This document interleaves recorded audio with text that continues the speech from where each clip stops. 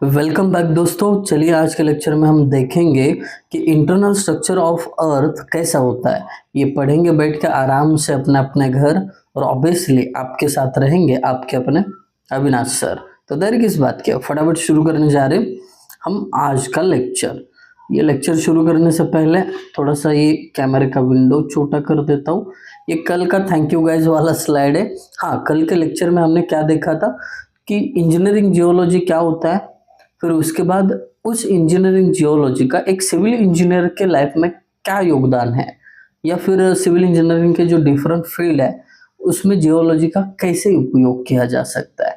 खैर, आज के लेक्चर की शुरुआत कर देते हैं। तो यहाँ पे हेडिंग आपको दिख रहा है कि इंटरनल स्ट्रक्चर ऑफ अर्थ। हल्का हल्का तो बचपन से हम ये सुनते आए हैं कि जो अर्थ है एक गोल रहता है, पृथ्वी गोल है। अब ये गोल के अंदर क्या क्या छिपा हुआ है ये आज हम देखने वाले हैं। तो शुरुआत करते हैं पहले पॉइंट से। पहले तो ये समझ लीजिए कि the earth is not a solid uniform ball. ये समझने की गलती मत करना कि ये जो अर्थ है एक सॉलिड बॉल जैसा है, अंदर पूरा मटेरियल भरा हुआ है, ये गलती मत करना। तो फिर क्या, it has a layers with different compositions and physical properties. तो अर्थ एक गोल तो है, बट इसके अंदर ये लेयर्स हैं। देखिए, ये रहा पहला लेयर, दूसरा, तीसरा। तो हर लेयर में ना कुछ अलग ही मटेरियल है, हर लेयर में अलग किस्म का मटेरियल है, ठीक है। और उनका जो प्रॉपर्टीज है वो भी क्या है, अलग है, फिजिकल प्रॉपर्टीज अलग है। अब वो कौन से लेयर होंगे, उनकी कौन सी प्रॉपर्टीज है, इसके लिए तो हम आगे बढ़ने वाले। फिलहाल कोई चिंता की बात नहीं है, आखिरी पॉइंट देख लेते हैं।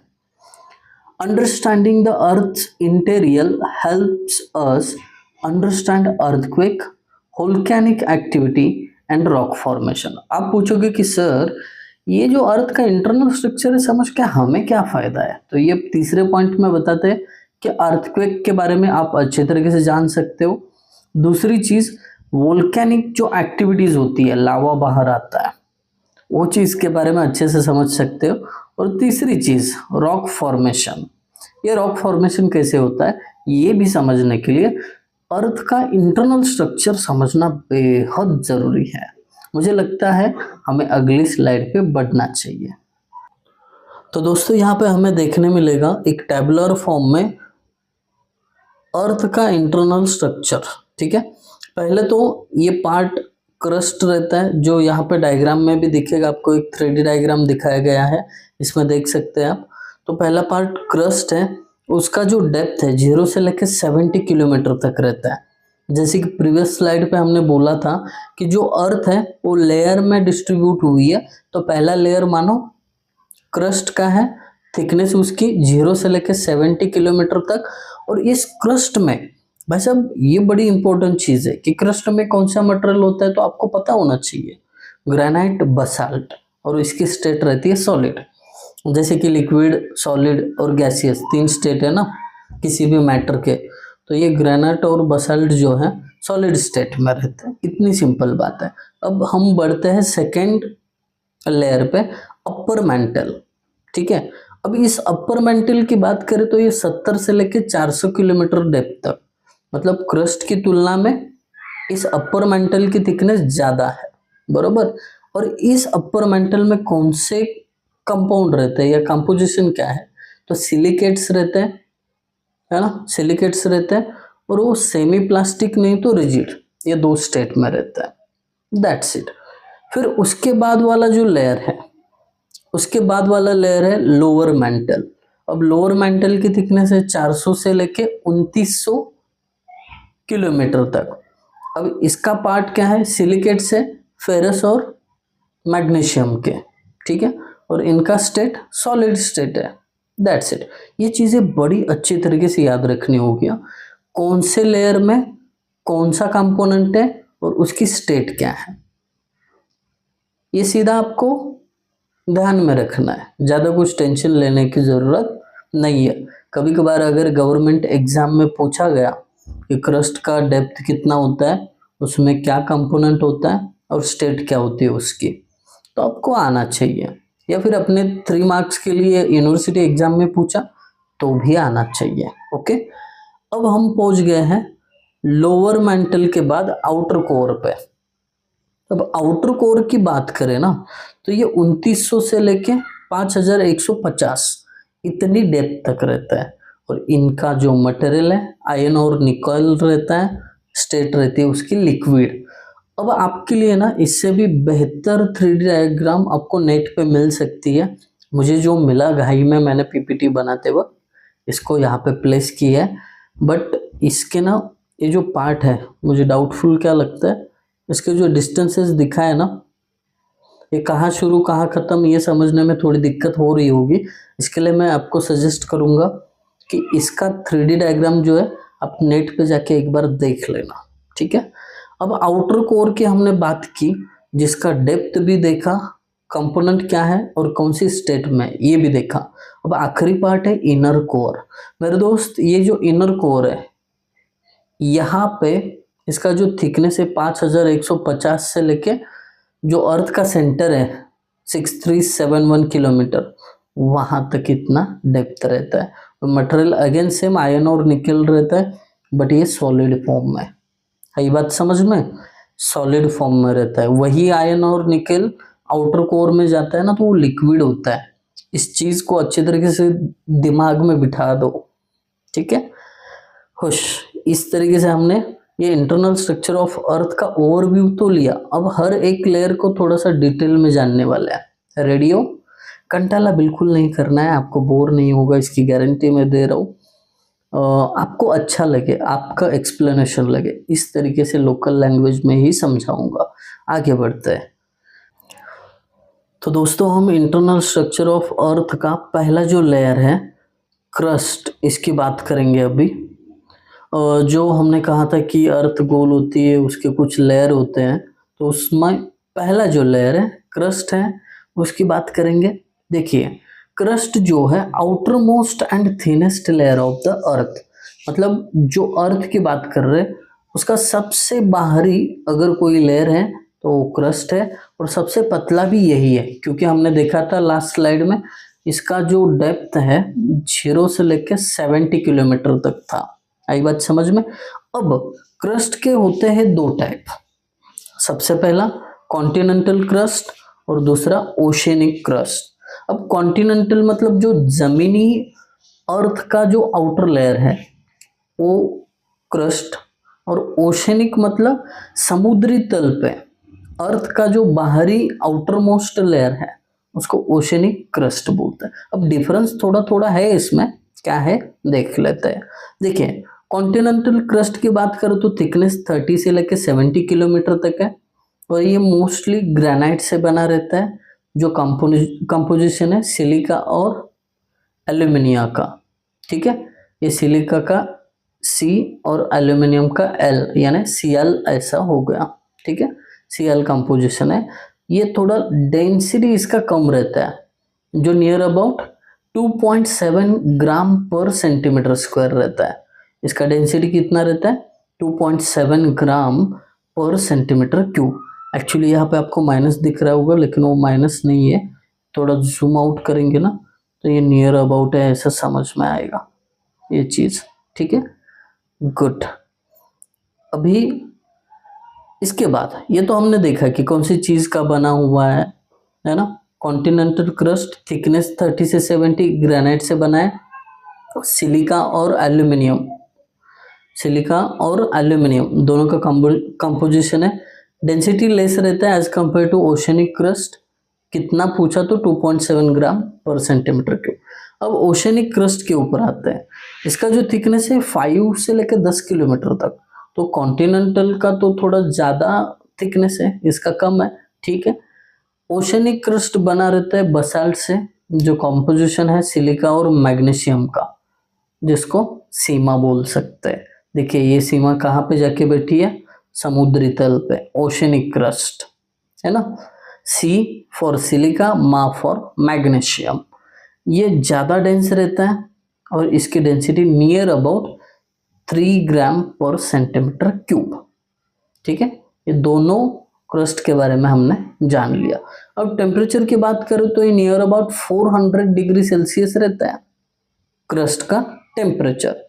आखिरी पॉइंट कहता है कि the crust is where all human activity and constructions takes place, मतलब सबसे बाहरी जो हिस्सा है वही अपना क्रस्ट है और जिसपे हम क्या करते हैं, ह्यूमन एक्टिविटीज कंडक्ट हो जाती है और कंस्ट्रक्शंस कर लेते हैं। तो ये रहा क्रस्ट के बारे में। अब चलते हैं अगले लेयर के ऊपर।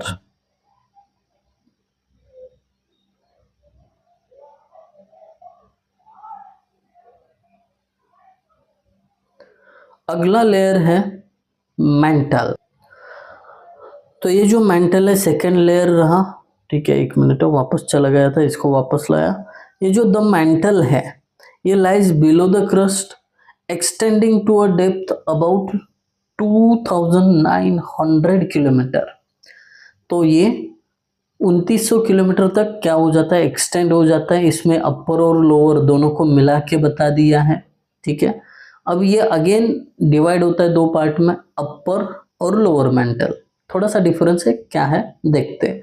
अपर मेंटल जो है लिथोस्फीयर और एस्थेनोस्फीयर से बना हुआ है, ठीक है। अपर पार्ट इसका रिजिड रहता है और लोअर पार्ट एस्थेनोस्फीयर मतलब सेमी प्लास्टिक स्टेज में रहता है। ये अलाउ करता है स्लो फ्लो को क्योंकि सेमी प्लास्टिक है। आई बात समझ में। अपर मेंटल कौन सी दो चीजों से बना है, लिथोस्फीयर और एस्थेनोस्फीयर। इसका ऊपरी पार्ट रिजिड रहता है और लोअर पार्ट सेमी प्लास्टिक, जिससे स्लो फ्लो अलाउड किया जाता है। आई बात समझ में। अब लोअर मेंटल पे बढ़ते हैं।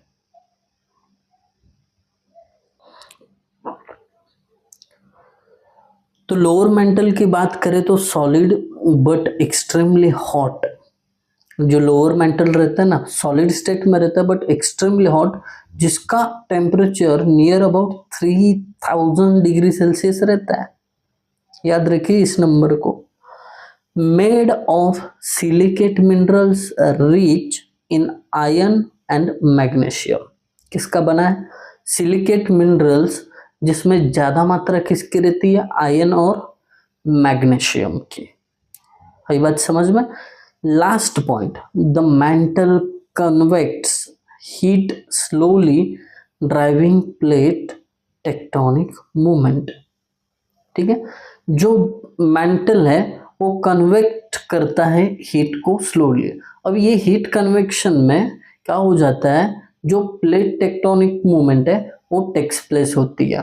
तो मैं आपको एक प्लेट टेक्टोनिक का पॉइंट बता देता हूँ। ऐसा ना, अर्थ क्रस्ट प्लेट से बना रहता है। एक प्लेट हो गई, फिर उसके बाद दूसरी प्लेट उसके नीचे, फिर तीसरी प्लेट इसके नीचे।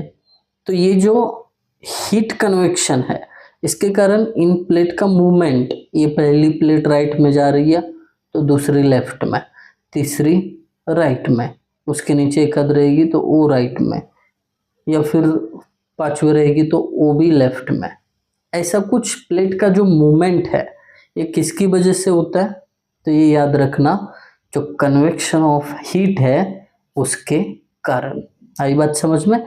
So this is about the mental. ये चीज मैंने आपको समझा दी।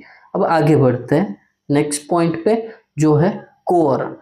अब देखिए कोर की हम बात करें तो ये सबसे अंदर वाला पार्ट है, अर्थ के सेंटर के नजदीक का पॉइंट है। The innermost layer extending from 2900 kilometre से लेके अर्थ के सेंटर यानी 6371 किलोमीटर डीप। आई बात समझ में। इसका जो डेप्थ है वो इंडिकेट करता है। आई बात समझ में।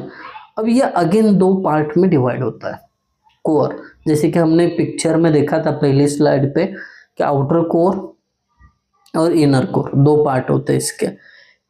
तो लिक्विड आयरन एंड निकेल ये चीज़ें आउटर कोर में होती है। अब इसका जो डेप्थ है 2900 किलोमीटर से लेके 5150 किलोमीटर तक है। इसका जो टेम्परेचर है इसकी बात करें तो 4000 से लेके 5000 डिग्री सेल्सियस तक है। Responsible for earth magnetic field, earth पे जो भी मैग्नेटिक फील्ड है अर्थ की मैग्नेटिक फील्ड जो भी जनरेशन होगी उसका अगर कोई रीजन है तो आउटर कोर है। यही बात समझ में। आगे बढ़ता हूँ, ज़्यादा ट्रेस नहीं करते इस पॉइंट पे, इसको फटाफट रफा दफा करते हैं। इनर कोर जो है ये सॉलिड फॉर्म में आयरन और निकल रहता है इसमें, और इसकी डेप्थ 5150 से लेके अर्थ सेंटर यानी 6371 किलोमीटर तक एक्सट्रीमली हॉट रहता है। टेम्परेचर की बात करें तो 5000 से लेके 6000, but solid due to enormous pressure, उस पर इतना ज़्यादा प्रेशर होता है, इसकी वजह से इनर कोर ज़्यादा टेम्परेचर होने के बावजूद भी सॉलिड स्टेट में रहता है। So this is all about the core part. ठीक है, तो आई होप आप सभी को ये 3 चीज़ें अच्छी तरीके से समझ में आई होगी।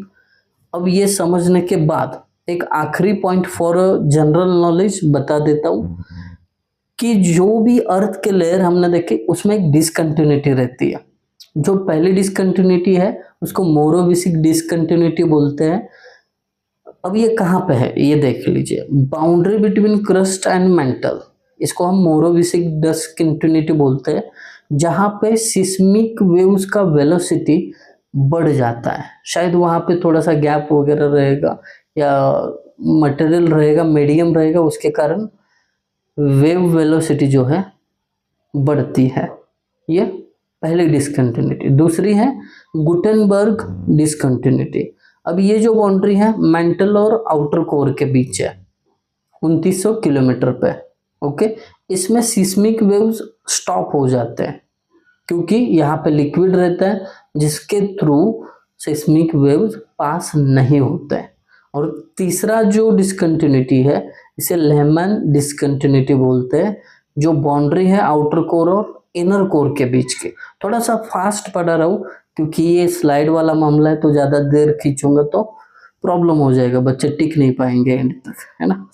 5150 से लेके अर्थ का सेंटर वहां तक इसका डेप्थ रहता है ना इनर कोर का, तो 5150 किलोमीटर पे ये लेमन डिसकंटिन्यूटी रहती है, जिसमें सिस्मिक वेव वेलोसिटी दोबारा बढ़ जाती है। So that's it about today's lecture. आज के लेक्चर में हमने देखा कि जो इंटरनल स्ट्रक्चर ऑफ अर्थ है वो समझने की कोशिश की हमने। आई होप समझ में आया होगा, थोड़ा जनरलाइज लैंग्वेज में समझाया। अगर कुछ सजेशन फिर भी रहेंगे तो ज़रूर मुझे बता देना कमेंट करके, क्योंकि ये न्यू प्लेटफॉर्म है, स्लाइड पे पहली बार रिकॉर्डिंग कर रहे हैं हम, तो suggestions are most welcome and thank you guys for watching video. Thank you so much.